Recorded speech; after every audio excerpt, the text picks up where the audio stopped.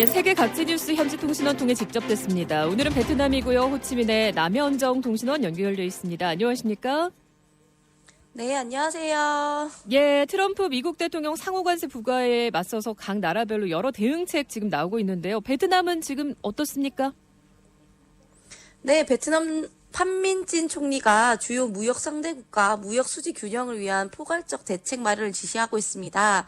구체적으로는 기존 자유무역 협정의 적극적인 활용과 밀수품 원산지 둔갑 재수출 방지 대책 마련, 그리고 새로운 협상을 통한 시장 공급 다각화, 그리고 주요 무역 상대국과의 상호 이익 보장을 위한 세금 정책 검토 등을 지시하고 있습니다. 높은 관세로 으름장 놓고 있는 미국과의 교역에서 수입 늘리는 정책 베트남은 추진하고 있다고요?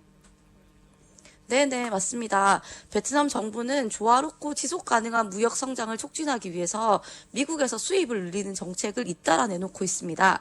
주요 수입 확대 품목으로는 항공기와 반도체 칩, 액화 천연가스 등입니다. 이와 함께 재생에너지 전환의 속도를 내고 있는 베트남은 에너지 분야에서 각 기업이 진행 중인 사업과 향후 진행될 프로젝트에서 미국 기술을 우선적으로 도입할 것을 독려하고 있고, 현지 기업에서 미국 상품 및 서비스를 적극적으로 채택할 것을 장려하고 있습니다. 예, 베트남 몇 년째 높은 경제 성장률 유지하고 있는데 성장률이 높다는 건 교역도 그만큼 하다는 의미일 텐데 또 미국과의 또 이 관계에서 교역을 잘 풀어가야겠습니다. 베트남 올해 경제 목표는 어떻습니까?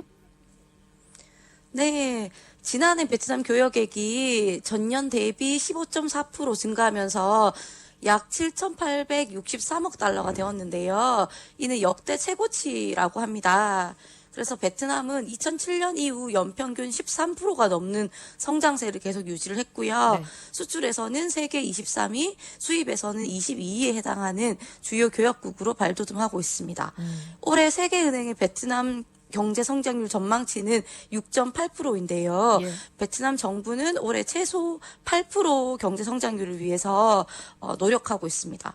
그래서 이를 위해서 과학기술 예산을 최고 5%까지 확대를 추진하고 있고, 예. 신성장 동력 확보에 주력해서 급변하는 외부 환경 대응에 사활을 걸고 있다고 합니다. 네, 과학 기술에 대한 투자는 베트남도 또 역시나 중요한 문제군요.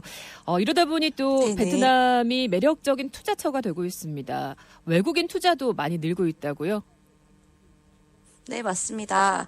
베트남 재정부 외국인 투자청에 따르면 올 들어 외국인 직접 투자 유치액은 69억 달러, 집행액은 29억 5천만 달러로 전년 동기 대비 약 35.5% 그리고 5.4% 증가한 것으로 잠정 집계되고 있습니다. 외국인 직접 투자를 주도하는 게 또 여러 아시아 나라들인데 그중에 한국의 비중도 상당히 크다고 합니다. 어느 정도 규모일까요? 네, 맞습니다. 2월까지 한국의 베트남 투자액이 15억 달러를 넘었대요. 그래서 최대 투자국 지위를 유지했다고 하고요. 지난해 같은 기간과 비교했을 때 5배 증가한 것으로 베트남 전체 투자액의 22%를 차지했다고 합니다. 여기에는 삼성 디스플레이 베트남 지사의 추가 투자가 큰 부분을 차지했다고 기사에 나와 있었고요.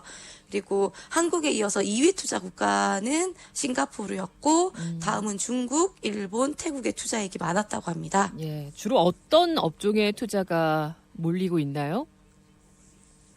네. 18개 업종에 대한 외국인 투자 중에서 가공 제조업이 전체 68%로 선두를 달리고 있고요. 그 뒤로 부동산업, 과학기술업, 도소매업 순서로 외국인 투자가 많다고 합니다.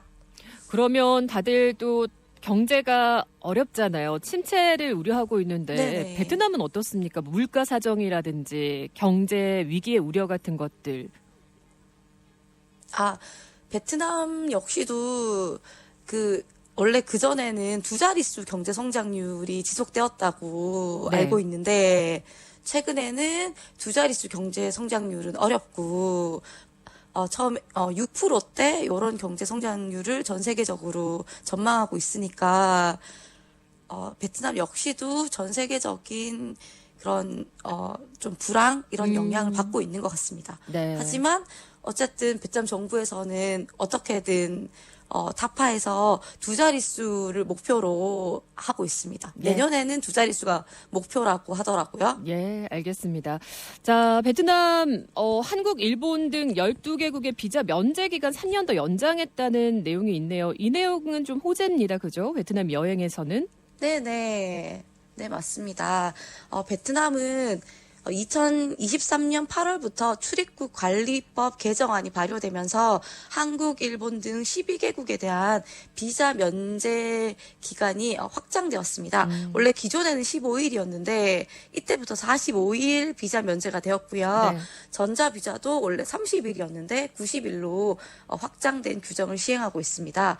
그런데 이 규정이 이제 만료되는 상황이어서 그래서 베트남 정부에서 다시 한번 3월 15일부터 2028년 3월까지 3년간 더 비자 면제 연장 결의안이 통과되었다는 소식이 있었습니다. 국내에서도 그래서, 베트남 여행객들이 참 많은데 네. 이렇게 또 맞습니다. 여행객들이 몰리면 또 경제 활력은 있겠지만 오버 투어리즘으로 또 몸살하는 이런 부작용도 있다면서요.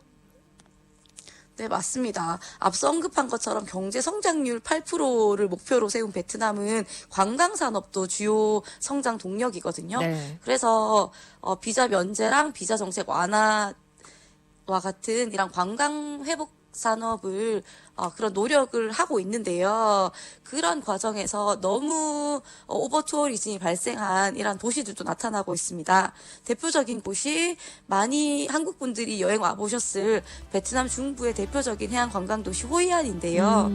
일부 지역에 집중된 관광객 과밀화, 극심한 혼잡으로 인해서 여러 가지 대책이 강구되고 있는 지역입니다. 알겠습니다. 오늘도 시간이 짧네요. 베트남 호치민 남현정 통신원 다음번에도 길게 듣겠습니다. 고맙습니다.